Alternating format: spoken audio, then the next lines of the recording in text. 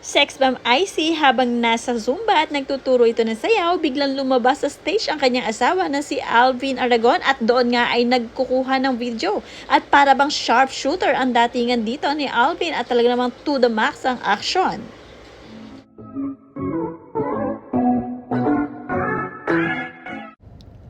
Asawa ni Sex Bomb IC Trazona na si Alvin Aragon, trending na trending ngayon. Talagang umuugong ang mga balita patungkol sa kanilang mag-asawa dahil nga daw hindi nito pinapayagan si IC na muling pumunta o muling sumabak sa dance floor kasama ang Sex Bomb Girls. At hindi nga nagustuhan ng mga tagahanga ni IC at ng Sex Bomb Girls ang pananalita o tono ng salita nitong si Alvin. Kaya naman ngayon ay umaanis siya ng samot-saring komento. Panoorin at kung hindi pa nakasubscribe, don't forget to click subscribe and hit the notification bell to keep you updated. Nagpaunlak na nga ng interview itong si Alvin Aragon at IC Trazona kay Mr. Ogie Diaz. Sabi nga, sino ang nagpa-resign kay IC sa Sex Bomb?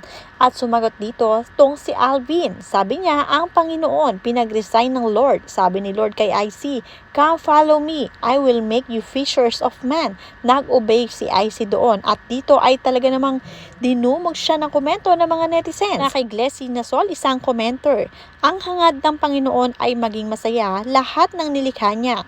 Pero sa ginawa mo kay IC, parang hindi si God nagpa-resign sa kanya kung hindi ikaw. Hindi mo man direktang sabihin o gawin, pinipigilan mo si IC. Kasi hindi lang naman si IC yung alagad ng Panginoon na pwedeng gawin yung ginagawa ng SB sa stage with limitation eh. Ikaw totally binawal kay IC."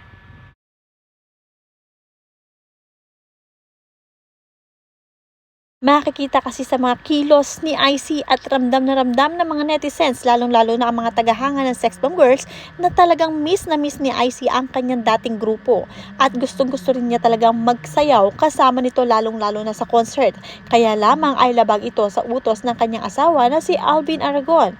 Kaya naman, para wala na lang gulo, ay sinusunod na lang ni IC ang kagustuhan ng asawa na si Alvin. Sa ngayon nga, ang naging focus na lamang muna ni IC ay ang pagsusumba. Dahil sa pagsusumba, dito ay kumikita siya ng pera na kung saan ay pangsuporta niya sa kanyang pamilya. Dito ay pinapayagan siya ni Alvin na magsumba at magsuot ng mahahabang damit. Unlike daw pagka Sex Bomb Girls, Sex Bomb Dancer, talaga may iksi ang susuotin nito. At marami pa nga explanation itong si Alvin Aragon kung bakit hindi niya pinapayagan ng asawa na si IC. Umani ng matinding reaksyon ang naging pahayag ng dating aktor na si Alvin tungkol sa hindi niya pagpayag na mag-perform sa reunion concert ang kanyang asawa na si IC Trazona. "Pasasayawin ko na naka-see-through, labas ang cleavage, labas ang legs. I want to protect my wife. Ako lang titingin kasi ako ang husband. Tapos papayagan ko siyang mag-concert." May nagsasabi pa kay Alvin na isang commenter na feeling ko manipulative itong lalaking na to. Kahit yung nag-fast talk, may something sa kanya. Super righteous. Sabi pa dito ni Jessa Williams, pwede namang maging makajos, pero humble. Minsan sa pagiging humble, mas tutularan ka pa ng ibang relihiyon. Mula naman kay Jezreel Demeterio, syempre God first, pero ala naman masama kung babalik si IC kasi kasamahan pa rin niya yun at super longing nga si IC sa feeling ng mga Sex Bomb dancers. Mula naman kay Michael Jordan Villarosa, ito lang ang Christian na imbes formative ang tone, parang mas distractive. Puro angas na para bang siya lang ang marunong sumunod sa utos ng Diyos. At marami nga talaga ang naaangasan dito sa asawa ni IC na si Alvin Aragon. The way kasi siya magsalita ay high tone agad. Mula kay Ronel Tabulok, ayan na, ang dami mo ng exposure. Yan ang gusto niya dahil gustong-gusto niyang mag-artista nung kapanahunan niya. Hindi lang siya pinansin ni Kuya Germs. At mula naman kay Jem Castaño, masasabi mo talagang kinakausap ka ng Panginoon kung nagbabasa ka ng Biblia. Mula naman kay Mimi Tambuli, ewan ko pero parang may mali talaga sa taong to. Ang lakas ng amas, kahit siguro si Lord nalilito na sa kanya. Mula naman kay Pia May, mayabang tong lalaking to since starstruck pa. Mula naman kay Emma Sanyares, wag po gamitin ang pangalan ni Lord na siya ang dahilan ng pag-resign ni IC sa Sex Bomb. Ayaw lang talaga ng partner ni IC na bumalik siya, kung anong reason sila na po ang nakakaalam.